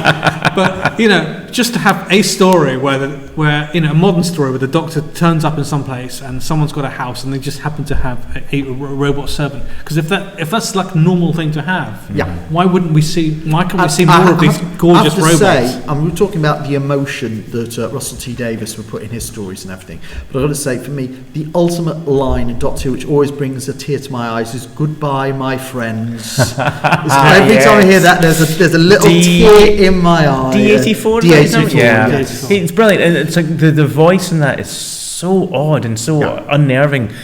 It's sort of it's friendly without any emotion. Yeah, that's the thing. Which was a bit like my first wife. It's just something they tried to do, and then they dropped with the Cybermen. In the 10th Planet, that's right, where they gave them this kind of like this singing but unemotional voice. We're off on a tangent, but the way they speak in 10th Planet is fascinating because they don't know how to speak. That they don't know where the punctuation is. They don't know where the emotion is in the sentence, which makes it brilliant. Let's hope they do that again. I bet they don't. But Robots of Death has a real classic Who moment. I think is when the Doctor is explaining the TARDIS to Leela. I know. I mean, you just watch that. You can imagine watch if you could keep that here and over there over and over again, and that's it's still silly. it's as fresh as ever. And her reaction. That was actually the last time we saw the secondary TARDIS console. Good times. And because it warps after that. So. But there's so many great moments. Louise and Tom work brilliant, but the supporting cast. Pamela Salem. Pamela Salem, they were actually considering her as a companion. Well, she popped back for City of Death. No, that wasn't Pamela Salem. Was it not? One. No. Who was that? Oh, I'm trying to remember the actress. That actress, Eleanor Bron. No, for City of Death. Eleanor Bron. No, Eleanor Bron was in it. I'm trying to. Caroline Schnell. They're very. Is it just me or do they look Caroline Schnell, who was Maya in Space 1999. Yes. Forgive me for Pamela Salem was in Resurrection of the Daleks. Yeah, I knew she was in it again. And she'd previously been one of the computer voices in The Face of Evil. She's got a nice voice. Yes. But she's brilliant. And you had the guy who was from Lonely in Callum playing Ivanov, which was casting against type because when he was in Callum, he was a bullied, pushed around character, and suddenly as Ivanov, he's the macho head of the ship, and with a ridiculous helmet. If there was one thing you could criticise about robots in going to the casting, I think, is that if you're introducing a murder mystery, the guy who ends up being is the guy you think is probably going to be because he looks like a bad guy straight away as soon as you see him, and it ends up revealing that it actually was him. Well, the title gave it away, Robots of Death. You know who does it? I was being We're not talking about the robots. I know. Yes. No, I don't know. I think one of the interesting things about the casting is the multi-racial. Yes, very diverse. For Doctor Who at the time, it is a very not they do much, but I think there's a black lady on there and there's an Indian guy, and the Indian guy gets killed off very, very quickly. actually. Corpse marker. I mean, that idea of that. Yes. The phrase corpse marker. Or robot. I mean, all the actual it's just a bicycle reflector as well. But it's so sinister. You can turn a bicycle reflector and make it sinister. Sometimes their stuff works like a bicycle reflector. Yeah. Sometimes stuff doesn't work like bubble wrap. Yeah. So, David Collins, of course. Who would then go on to be on Sapphire and Steel. Or practice golf balls on your arm. David Collins, he was up for the role of Doctor either. I could see him. I think it was either because before Tom got it, I think half of Equity were offered. There was maybe an awful lot of actors. He was considered. And then he ended up being in Mordrin Undead with his brain. He's brilliant in Mordrin. He's so good. But yeah, Robots. I mean, it really is. If you haven't seen Robots of Death, you will absolutely love it. One of those DVDs that if a New Who fan hasn't really watched that much classic, just get. And actually, on the Regenerations box set, it's got a fantastic load of extras on it. I do think it's a shame we don't see Tom Baker on more of the DVD documentaries. He has nothing to actually say about the production. He has no information, but he's such a hoot. Bonkers. Yeah. It's an absolute pleasure to watch him whittering on whatever you Well, I had the pleasure, as a few hundred of us did on Saturday, and he was utterly amazing, as was Louise Jameson and even Matthew Waterhouse. I think the funniest was when I was at the SFX event and he was there and they were interviewing him on stage, and the first question they said was, "What was your favourite story?"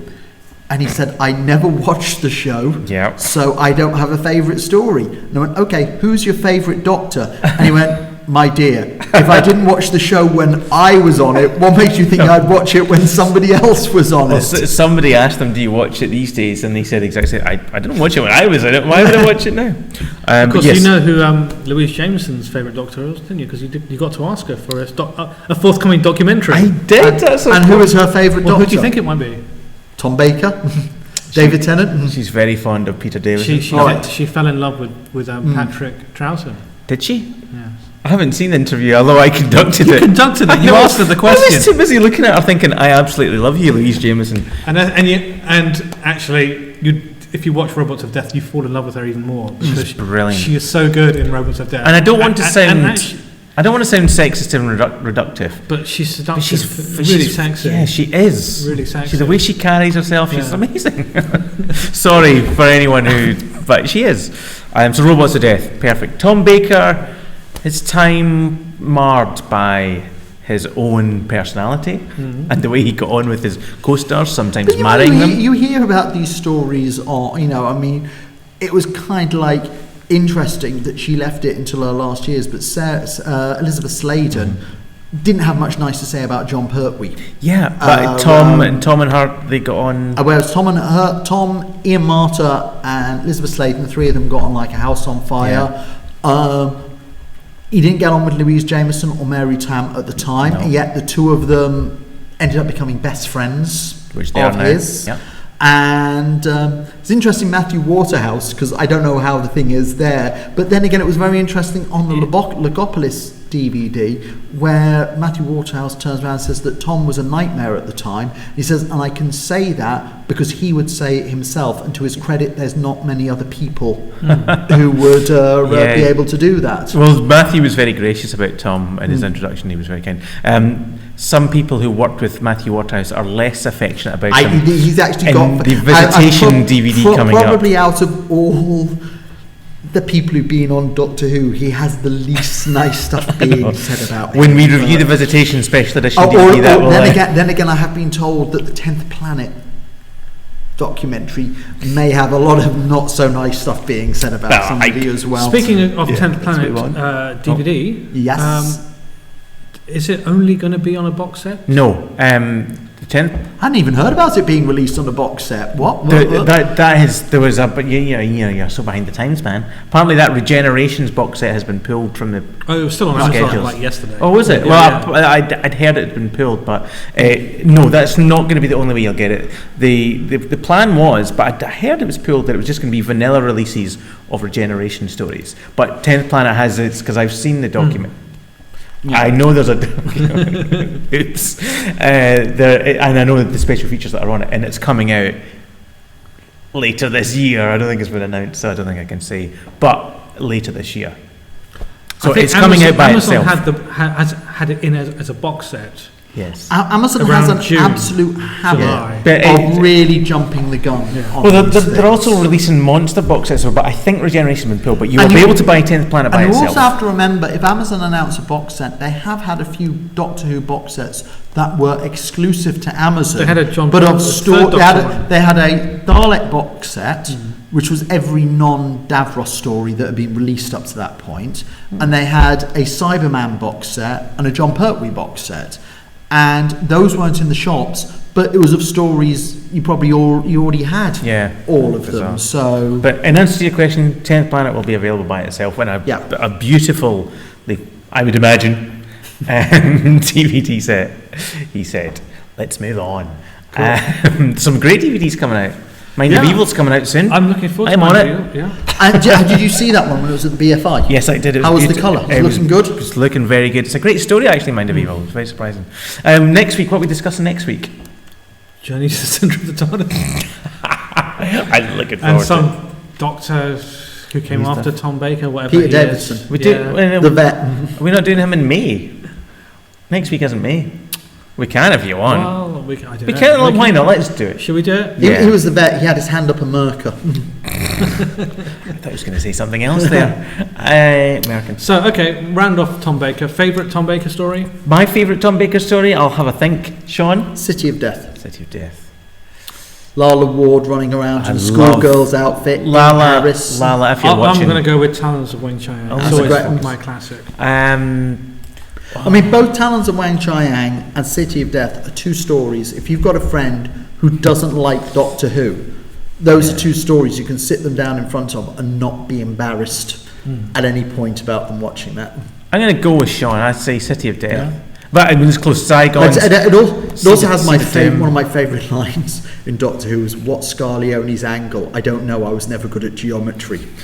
And that wasn't a Douglas Mary Tabb got that line up. In the Lala Ward. Lala Ward Yeah. thought in that's Hyde herself. this Yeah. week, when he goes right back to the start of the Earth, I was just expecting, what if Scarab Scarab the background. there. It's like, you That know, would have been a nice touch. it would have been really lovely. actually. Yeah, I mean, it depends, of course. When you watch Doctor, your favourite story sometimes changes. It does. You know, it's really, like Different mood because Yeah. you've got something like Genesis of the Daleks, which is all action packed, or Like Ark in City of Death. Space is one Yes, that- very good story that is. Yeah, and like Seeds of Doom is another one that I absolutely adore. But yeah, I think City of Death, that's one that's a kind of constant brilliant. Well done, hats off.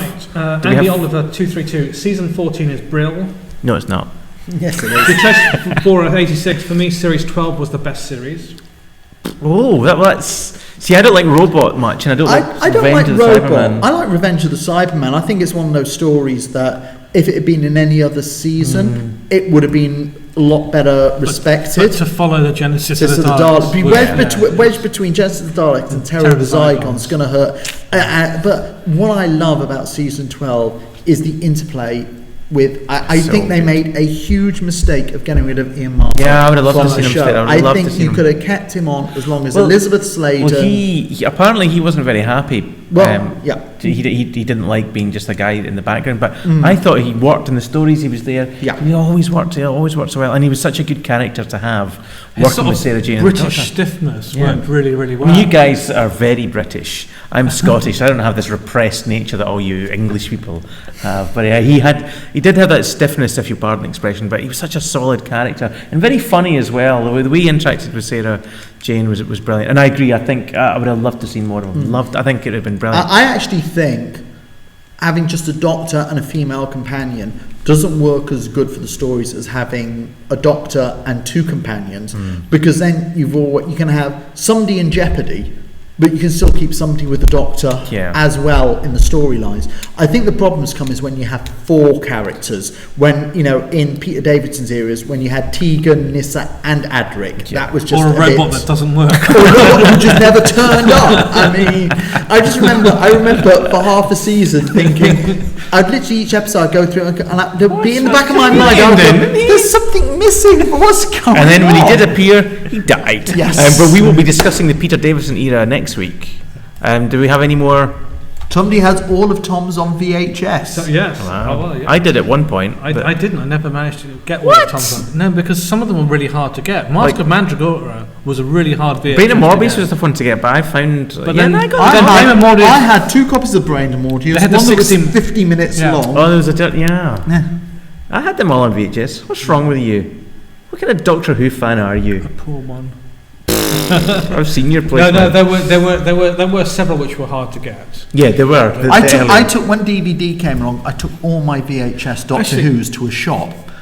You didn't give them away, did you? And I said, "How much money will you give them for these?" They went £50. And I went, "Fine." And I came back a week later, and they had the demons up there for £75. And I thought, because when DVD stuff started happening, I sold all mine on eBay. Yes. And yeah. Wow. I had no idea. Intelligent. I had no idea. Wow. And basically that store person took me for a ride and what. Oh my God, £50. Yep. For how many VHSs? Like the entire collection. Oh my God. I tell you what though, speaking of the VHS, yes. I mean, including the original rental versions of like Revenge of the Cyberman and Brain and Morbius. Because Mask of Mandragora was like £20 on eBay. Yeah, but it was just not that long ago. Do you know how much space it took up on my shelves? And I just wanted a shot of it.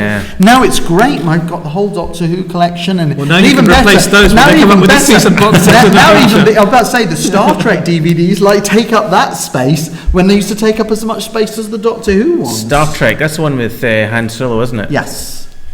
No. Speaking of VHS, of course, is actually the VHS of Robots of Death, which was the 90-minute cut. Yeah. Is brilliant, and it's almost a shame they can't have that as an extra because they work as a movie. I actually find a lot of Doctor Who stories don't work as a movie because the episodes they build up to a climax, and it kind of like a film should really go like that in terms of its. And instead, you're watching Doctor Who, it's kind of like going like that. Yeah, oddly enough, I would say there's 2, and that's the Ark in Space and the Robots of Death. Yeah. I actually feel you could take the scripts as they are, change the character of the Doctor slightly, and you could turn it into a film. Yeah. But you could edit out the cliffhangers of those, and they work very well. I love the VHS release of Robots of Death. That movie cut, you know, because you can just sit you there actually and watch can't it through. really notice where the cliffhangers should be because it just the story just flows very, very well. And Cheesy Puffs says pancakes. Cheesy Puff does say pancakes. And SciFriend79 says Pyramids of Mars. It's a great story. Pyramids of Mars is brilliant, isn't it? And Michael Aaron's Revenge of the Cybermen is painful. I enjoy Revenge of the Cybermen. I also think it has the best cliffhanger of a Doctor Who story of episode 2 when the Cybermen shoot the Doctor in the back. And it looks like he's dead. That's one of my that is one of my favourite cliffhangers. That and the cliffhanger for episode 1 of the War Games, where the Doctor gets shot. You think the Doctor's been shot by a firing squad. I mean, those were 2. We should maybe do our favourite cliffhangers week. Yeah.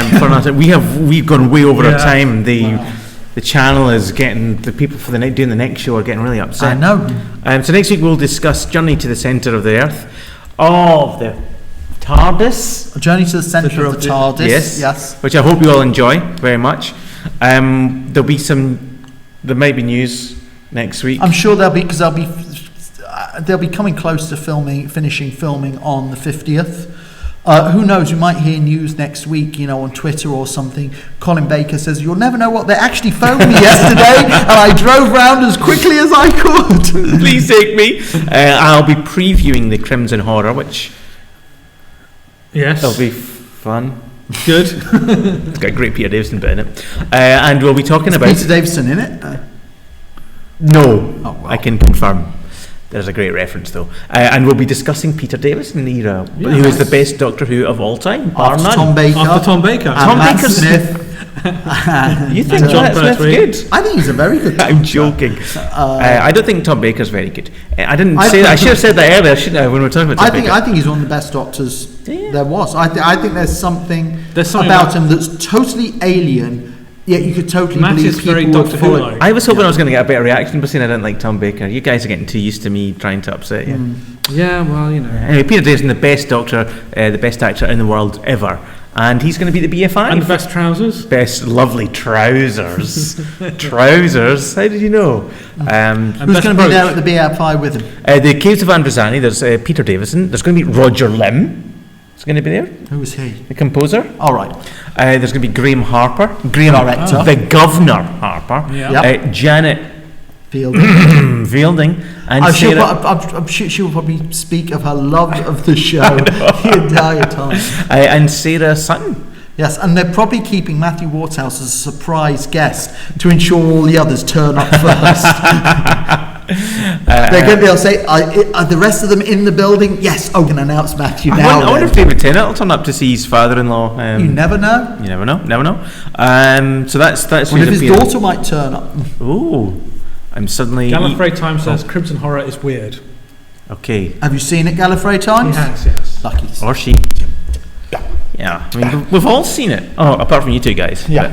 Michael Allen, Genesis of Daleks would be a good movie. Bye-bye, guys. We started reading Thank you, Michael Allen. Bye-bye. We're back, same space-time. Yes. Same space What Peter channel. Davison story shall we discuss? Well, The Visitation's out on DVD. So why don't we discuss The Visitation? Yeah, and I can talk about the special features on it. Which we won't have seen, but you might have seen. Well, I can talk about them. Yeah. Although if I've DVD? got to rewatch a Peter Davidson story, can't we at least rewatch one which Janet Fielding's got one of her leather mini skirts on? Well, why don't we all watch a different one? Now let's watch The Visitation. Yes, good, and let's all watch it at home together. Just don't listen to the commentary. It's a funny commentary. Yeah, but usually any commentary which has got Eric Savard and Janet Fielding on it will be 90 minutes of them going, "Isn't this rubbish?" It's funny. I love Janet Fielding. She's brilliant. But she has nothing nice I know, to say about the she's show. just so honest, and she's very attractive. Anyway. Whereas on the other hand, Peter Davidson's honest, but he says it in a more diplomatic kind of way. Sometimes he's not very diplomatic about Matthew Waterhouse. I will say that. Anyway, that's for next week. Have a good week. Enjoy Saturday when it comes. Mm-hmm. Yes, indeed. I think it wasn't that with Sean Bean? Oh yes. On Saturday comes. Wow. No, absolutely. Hey, you know what? We're now in the second half of the series. The final hurdle. We're now. Well, really, all I'm focused on is what the anniversary episode's going to be like. Well, it's going to be like. I'll tell you after the credits. Right. See you next week, everyone. Bye. Bye.